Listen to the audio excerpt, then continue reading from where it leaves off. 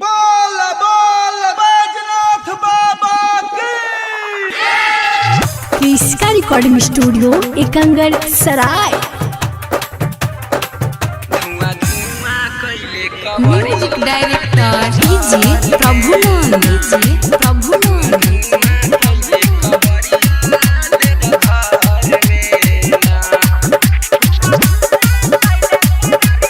Presented by जिसका films. सभे नाचत गावत झूमत देखी डगार में ना।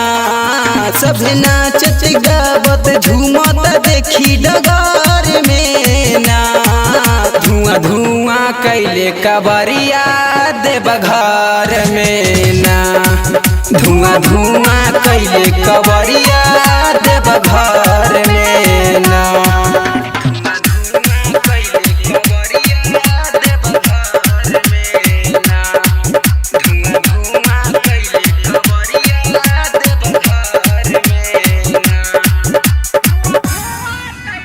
Music director DJ Prabhunand.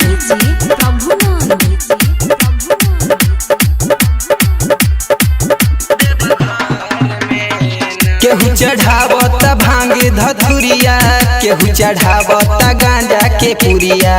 केहू डूबल बा बेल पतर में, बोलबम बोलत सभे कबरिया।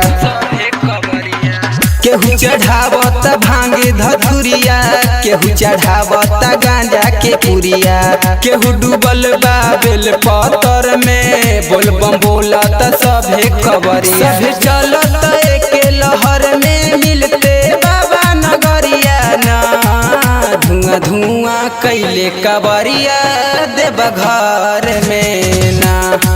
धुआं धुआं कैले कबरिया देवघर में ना।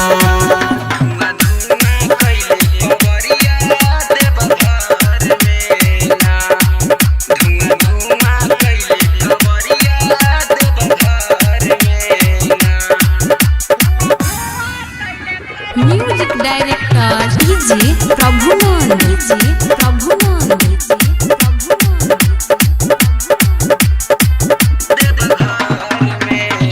अंकित लखिया सुजीत जइहे साथ रे, गलती हो जाई त भोला करहे माफ रे। अंकित शंकर सूरज जइहे साथ रे, गलती हो जाई त भोला करहे माफ रे। अंकित लखिया सुजीत जइहे साथ रे, गलती हो जाई त भोला करहे माफ रे। अंकित शंकर सूरज जइहे साथ रे, गलती हो जाई त भोला करहे माफ। बबलू रहे सब साथे जाए कार में ना। धुआं धुआं कैले कबरिया देवघर में ना। धुआं धुआं कैले कबरिया देवघर में ना। इसका रिकॉर्डिंग स्टूडियो एकंगर सराय।